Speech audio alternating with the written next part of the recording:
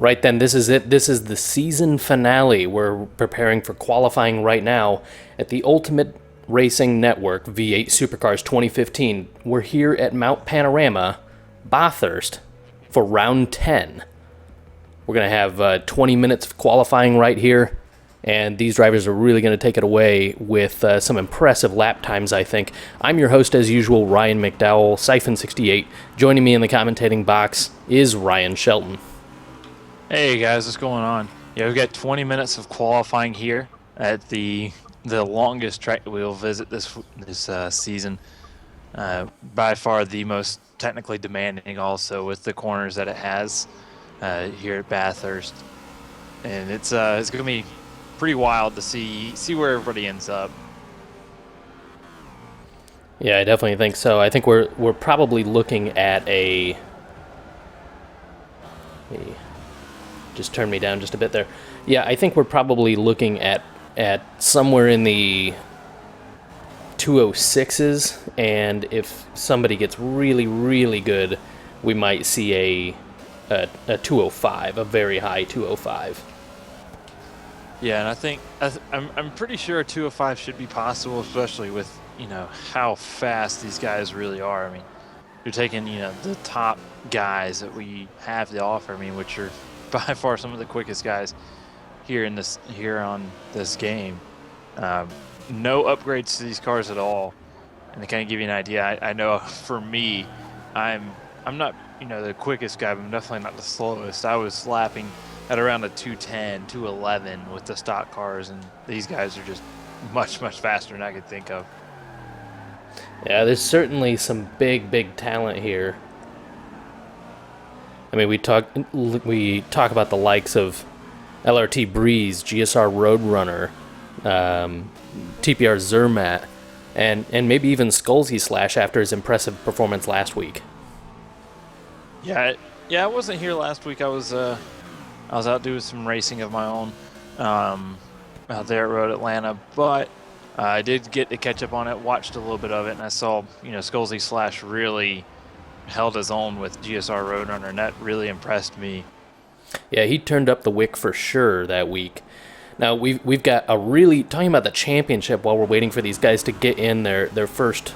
They've got in their formation lap here. I guess their out lap, their first flyer. We're probably getting ready to see here in just a minute, but.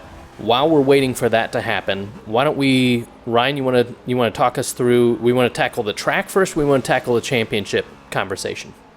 We can definitely talk about a championship, because it's, as much as we know about this track already, the championship right now is getting pretty intense. I mean, yeah, it's the finale, but after 9 rounds of racing already, TPR Zermatt and LRT Breeze are head-to-head in what could be probably one of the closest finishes ever.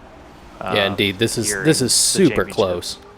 So right now they're currently 70 points apart, which sounds like a lot, but honestly, we're going to show you how close this whole championship has been. Let's take a look on screen here. We've got a couple of stats up here for the sort of the differences between how LRT Breeze and TPR Zermatt have arrived at this epic duo between them. So we've got race victories here for LRT Breeze, 2 shy of TPR Zermatt's 5. This means that TPR Zermatt has won out of the 17 events we've had, 5 of them. That's an astonishingly high win rate there. But when you come down to podiums, LRT Breeze is a bit more Consistent, yes, that's the word I'm looking for. Yeah. 14 podiums out of 17 events. That's insane. It's huge, really, is what it is. TPR Zermatt, it is still impressive to have 12 podiums there in 17 events. His podium ratio is immense. But then we come down to that third line there, top 10 finishes. LRT Breeze has only finished outside the top 10 once. And that was back at Watkins Glen when he was disconnected from the lobby. So we look at that. LRT Breeze has a really good track record of finishing well up the order. TPR Zermatt It's happened to him twice, and on both of those instances, it was damage related, but still, the percentages are in there. 88% of the time, he's in the top 10. These guys are really, really close. Pole positions, we know that TPR Zermatt is just a bit faster on that one lap pace, and has claimed 4 of those pole positions this year out of previous 9 rounds. LRT Breeze only snagging 2 of them, but again, it's kind of anyone's game here. We've got several guys that have been very, very quick over 1 lap. Front row starts, dead even, 5 and 5 apiece. Fastest laps, TPR Zermatt showing again that even during the race, he's willing to push that extra mile and just get that fastest lap even during the race. LRT Breeze being a bit more conservative, only matching his pole positions of 2, and I believe they actually were at the same event, his pole position and fastest lap. Season overtakes. This is the one thing that I think helps identify some of our best drivers. I mean, there's luck out there, but there's also how many people have you passed from where you started to where you finished in each event. We look at LRT Breeze, 100 season overtakes. That's immense for 17 events. Some of it is helped again by our format of the second race starting all the cars in reverse standings orders. But still, the comparison between the two, LRT Breeze with 100 season overtakes and TPR Zermatt with 101, just edging out slightly towards the championship leader. Thoughts on this, Ryan? Yeah, it's as you've ran down, it's definitely difficult to find who's going to be the winner here just by taking it on paper. Just because of the fact, these guys are so close, and talent and speed and just raw skill they have behind the wheel of these cars. The one way I would kind of pick, who's going to win the championship just by looking, at the stats and at the paper that we've seen. Zermatt would definitely have the advantage in that. He has the 70-point advantage. He has more wins. And here it's, with 70 points, it all comes down to who finishes outside the top 5, essentially, because I'm pretty sure one of these two are going to win this race. If not, GSR Roadrunner would be gladly taking that spot. But the biggest thing, what we've been kind of seeing recently, is that it's Zermatt, Breeze, and GSR Roadrunner as a top 3. And it's been that way. It was that way at Daytona. If I remember correctly, it was that way the round before at Spa, where it was just them 3 in both races. So yeah. I really think at this point Zermatt does have the advantage, especially with that endurance win to his table. But if you watch the endurance race instead of looking at it on paper, Breeze was catching him. He made one very small mistake with one of Zermatt's teammates coming out of the second Lesmo, which put him off track, and that really pushed him back. So I really think Breeze has something for him, especially at this track. It's got 2 really, really long straightaways that can help out, utilize that Mercedes power. But I really think right now it's going to come down to just Zermatt not making a mistake. Yeah, absolutely. I mean, let's talk. I think, it's much closer than the statistics would lead you to believe, I think. And if we're going to talk about that, why don't we just dive right into some of the stats? We'll probably cover this in the race as well, but since we're right here, why not just get straight into some of the stats of how TPR Zermatt can win this? We've already said it's tipped to his favor, and currently we're looking at TPR Zermatt has a 76% chance, if TPR Zermatt is 5th or better, even if LRT Breeze wins the race, TPR Zermatt still wins. If Breeze manages 2nd, TPR Zermatt only needs 10th or better. There will be a tie in points, but that will still go to TPR Zermatt because the championship is then decided upon most wins, in which case TPR Zermatt leads 5-3. If we look at the percentages that are shown here, TPR Zermatt 5th or better has happened 3/4 of the time. 76% of the time, TPR Zermatt has finished 5th or better. So that is another huge tip to TPR Zermatt, and that also requires LRT Breeze to win the race, which is arguably less likely, considering he had just the 3 wins in 17 events. TPR Zermatt then 10th or better is all he needs if LRT Breeze is 2nd. So let's say GSR Roadrunner wins the event. If LRT Breeze can manage to finish 2nd, if TPR Zermatt just manages to finish 10th or better, he's still got the championship. If LRT Breeze manages to slip onto that bottom step of the podium 3rd, TPR Zermatt only needs 15th or better, which is statistically never happened that he's been lower than 13th even. So that is, as statistics go, near enough 100% chance that TPR Zermatt is going to finish there. That said, though, we look at LRT Breeze and we would have said that statistically it is not feasible for him to finish outside the top 10 ever, but it happened at Watkins Glen. He finished 30-something, 33rd, I think, 34th maybe. So it is certainly possible here, either with a disconnect or massive damage, that it could happen that we see TPR Zermatt finish outside of the top 15. Then LRT Breeze, if he's not 4th, or I'm sorry, looks like this is just a bit off. If he's 4th, TPR Zermatt needs to be 17th or better. So forget the anywhere in Lobby A. He does need to be 17th or better. And if LRT Breeze is 5th, also not shown here, if LRT Breeze is 5th, TPR Zermatt still wins the championship. Oh no, he does not win the championship if he's 20th. So last in Lobby A, he would LRT Breeze would win the championship by 2 points. So talk about close there. Yeah, and not only is it close, it puts a lot of pressure on Breeze to make a win. Because of that gap between first and second in points, along with the gap between first and 10th in points. He's really got to take the win on this one. And taking a look at the times currently, they're getting really close. Yeah, let's just run through a quick a quick rundown here. We've got GSR Roadrunner on provisional pole with a 206.625. Just 0.02 of a second behind that is LRT Breeze and his Mercedes V8 with 206.647. So really very, very close there. Then in 3rd, TPR Zermatt with a 206.973. So 0.3 back from the pair of those two. And then it's F4H Diablo in 4th with a 207.480. He could improve. N6R Gannon sort of back where we kind of expect him in the top 5.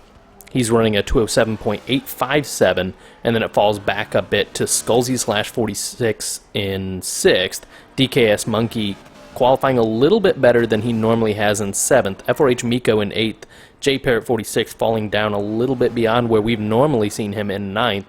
ATP Ginge in 10th. Gale Force 97 in 11th. Mr. Stepanov in 12th, and Anon Kaligo 13th, Midland Zeta 14th, and Jono the 1 in 15th. Both of those bottom two, the 14th and 15th, Midland Zeta and Jono the 1, yet to set a clean lap at 2:11 and 2:19 respectively. I think we saw one of those step into the pit lane just a bit back as we see tires kind of all over the place at the elbow. So we've got 6.5 minutes left here in qualifying. Ryan, what I'm going to suggest we do is ride on board with one of these drivers and you give us a quick rundown of the challenging bits of this circuit. All right, yeah, let's see who's about to start a lap here. Gannon's pretty much there. We can ride on board with Roadrunner, who now just moved back to second place as Breeze has put down a 206.2. So Breeze he's done a lot of practice. But if we take a look here with GSR Roadrunner, get a ride with him. He's coming through the elbow right now, by far the most important turn of this track. But Conrad straight here.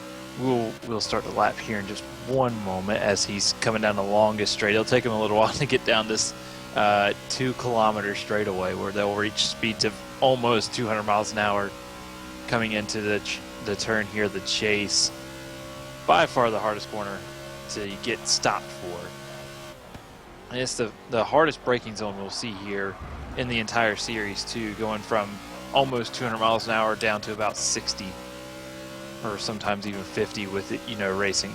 So here we go. We'll start out the lap here, coming off the final corner, coming onto the front stretch here. The start-finish line is about midway through the straightaway here, and coming down into Hell Corner.